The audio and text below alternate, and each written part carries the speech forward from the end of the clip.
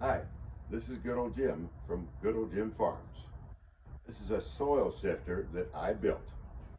It is used to get the trash and wood chips out of regular potting soil to make seed starting soil, which saves you from buying the very expensive seed starting soil.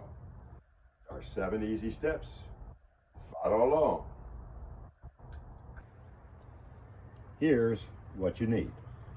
Roll of 1/4 inch mesh wire, 4 one by at least 5 or 4, doesn't matter, but at least have to be 24 inches long or longer, and a roll of duct tape, 4 screws, 2-inch screws like so, and some finishing nails. Now you can use any finishing nails you want, and the wood could be anything you want. Quite frankly, this is from a dumpster, so it's free. But if you go out to buy something, it's not that expensive to buy this wood.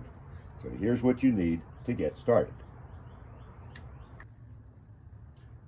Okay, here's the tools you're going to need for this job. Something to measure with, a staple gun, a marker of some sort, scissors to cut the mesh, hammer, a drill to screw and drill holes in, and something to cut the wood with. It could be a skill saw, it could be a hacksaw, it could be a jigsaw. Whatever you have works, and it works easy. The cutting's easy. So this is the tools you're going to need. Okay, step 1, cutting the wood. I got the wood marked. You can see the ends of it. I marked my inch, and I take an inch off of this particular piece of wood. So I'm going to get my skill saw ready and get it going. All right.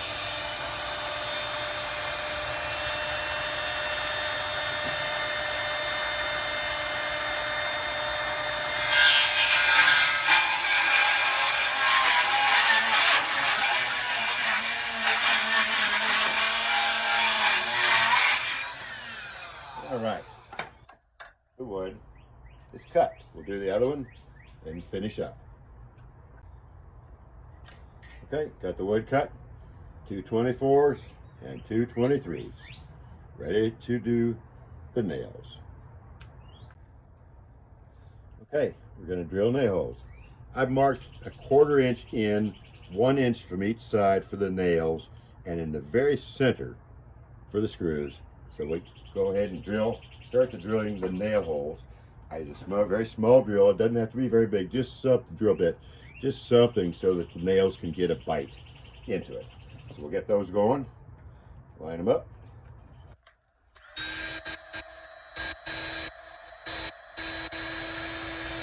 Right, and this one is right there.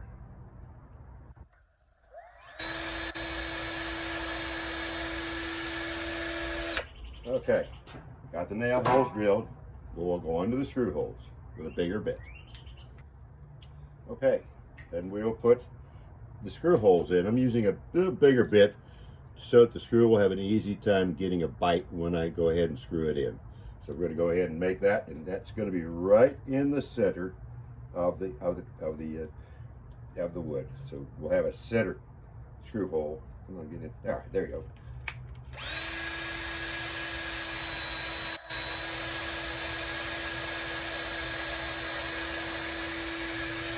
Okay, got all those in. When I get them all in, I'll do the step 3 is the nailing. Went ahead and started all these nails, got them in through those holes I drilled, just so they're easier when I put them on the boards that I want to put the nails into. Just a little bit I left on the end so I can put them down and put the other boards on. Okay, lining the ends up, setting the nails in there, and going ahead and sinking the nails in the other piece of wood. It's a little more tricky than it looks.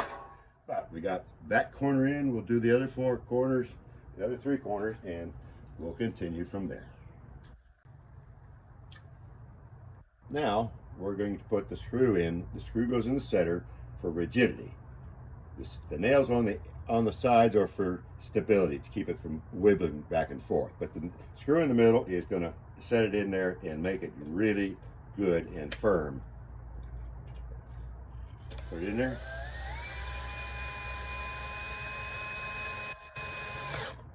Okay, the screw's in, the box is made.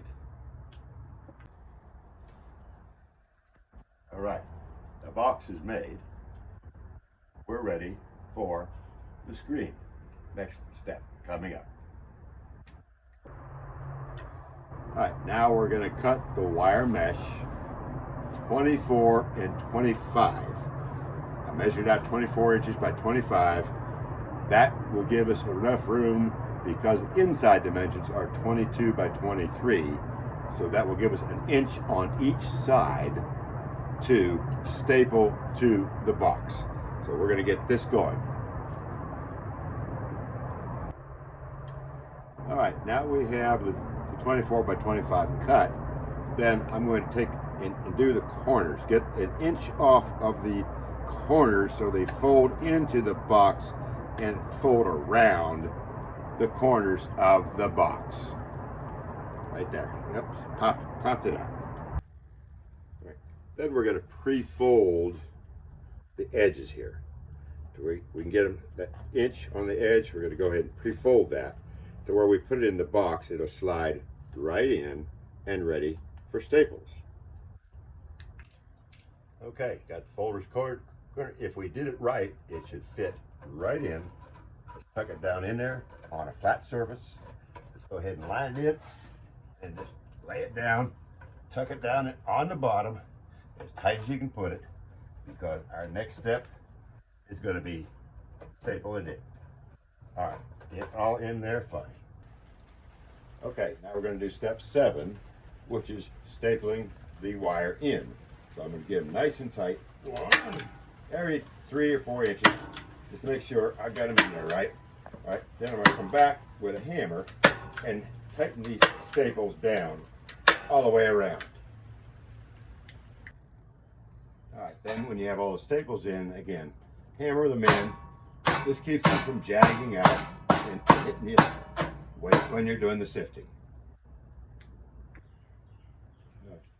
As an extra touch, you might want to do some duct tape. I like white, but cut it about the length of the inside of this and put it in here and cover those edges that might bite you when you're sifting with this. So get in there, and we'll try to get in there as even as we can. So get that down there like this. All right, get them covered. Oh, it moved on me. Right, good. Put them in there. All right, and then tuck it down to where you don't get bit by the edges of the wire.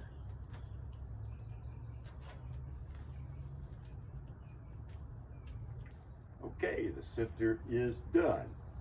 We've got this nicely fitting over a 27-gallon bucket, which does nicely, fits right, makes it easy to use, but you can also make them any size you want.